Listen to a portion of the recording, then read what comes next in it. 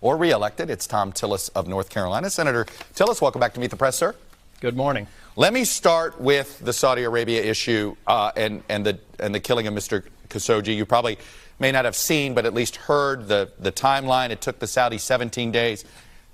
Same question that I had for Senator Durbin. Is there any part of the Saudi government's explanation that you find credible?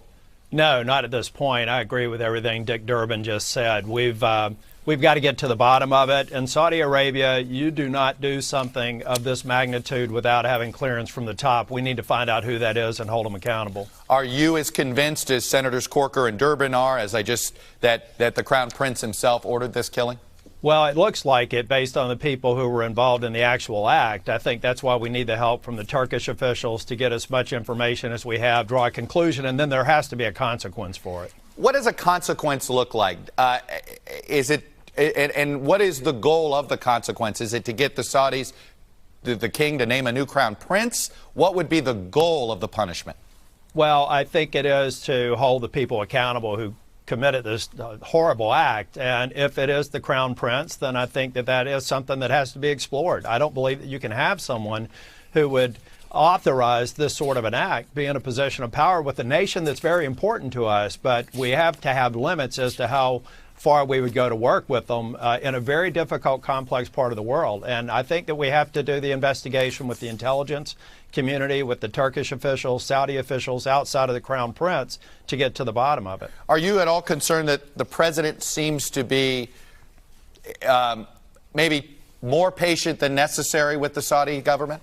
Well, I think that all you're seeing is the public response. I know that the State Department, the intelligence community, and a number of other people are taking this seriously. We've got a lot of resources focused on it, and I think the president will take the appropriate action when all the facts are in. Can you imagine us having a relationship with the Saudi government that's positive if the Crown Prince is still there? No, I don't think so. I think, again, if the facts lead to what we all suspect they will, I think it'll be very problematic for our relationship going forward. Let me move to the midterms. The president says these midterms are about the following: Kavanaugh, the caravan, law and order, and common sense. You're the vice chair of the NRSC. Is that the best summation that you would advise Republican candidates to give around the country? I think those are factors, but I believe historic job creation, historically low unemployment among Latinos and African Americans, the economic performance, the work that we've done to get NATO to contribute to our mutual defense. There are a lot of things that resonate with the voters. And again, I look at the top line numbers that you gave earlier in a more specific way and how they're playing in states that we're targeting. And we're looking very good in a number of other states. I fully expect we're going to add to our numbers in the Senate for the Republicans. I want to show you a column that conservative Ramesh Ponnuru wrote in Bloomberg earlier this week. At the end of 2017, he was talking about the Republican agenda. House Speaker Paul Ryan was pushing Republicans to take up welfare reform. The Trump administration talked up an infrastructure bill. The party compromised by not making a concerted effort on either. But Republicans are asking for voters to augment that majority now, and they still have no agenda. What would you say is the case for re-electing a Republican majority in the Senate going forward beyond just confirming judges?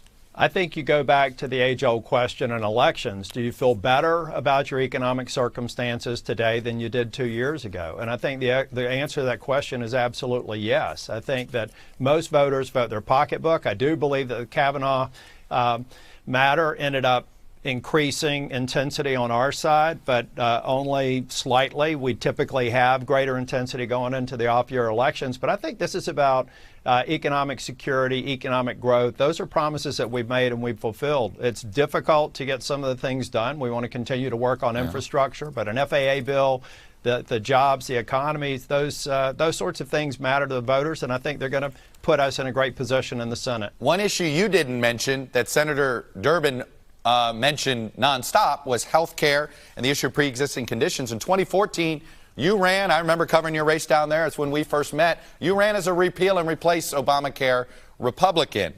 Why aren't we hearing that this time around? We don't really hear Republicans talking about repeal and replace. Is it because of the popularity of the pre-existing condition clause? No, well, for one thing, it's a false narrative to say that we want to remove pre-existing conditions. I've filed a bill, got several co-sponsors to try and, in the event that a lawsuit throws out the Affordable Care Act, we have to have a place for people with pre-existing conditions to land. We also have to allow young adults under the age of 26 to be on their parents' health care plan. It is a false narrative to say that Republicans want to kill that. It's simply not true. But There's in fairness, not enough votes to do it. But in fairness, you've had 4 years in the majority in the Senate to come up with an alternative, and 2 years with full Republican control of Washington.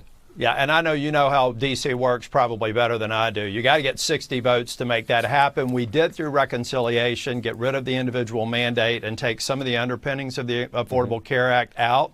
We've got to replace it in the same way that we've got to make sure that Social Security and Medicare can be paid for, and Medicaid over time. What the Democrats are not mentioning are widely publicized reports that say if we stay on the current trajectory, we're going to have a crisis in funding in those programs.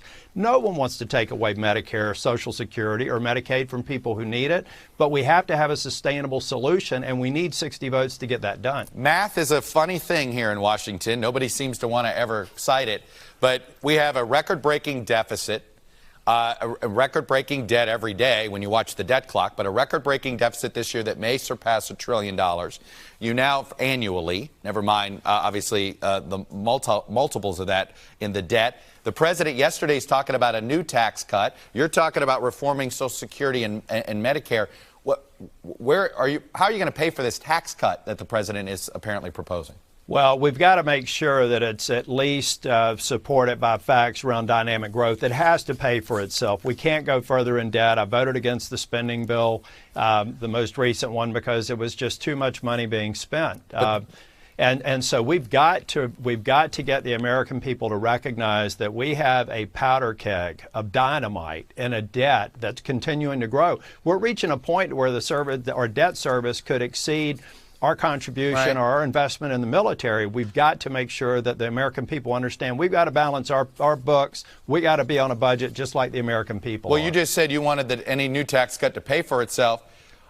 This current tax cut's clearly not paying for itself. The debt's increasing, not decreasing, and there's no sign that it's going to decrease. Well, if you take a look at the scoring for economic growth over time, I think that there is a way to rationalize that this tax cut will pay for itself through sustained economic growth. If we don't make the numbers, it won't. But if we do, and we're already seeing it early into this cycle, then I do believe that we create the net incremental revenue. It's not going to be enough to come anywhere close to retiring our $21 trillion in debt. That's where we're going to have to look at tough choices so that we can balance our books.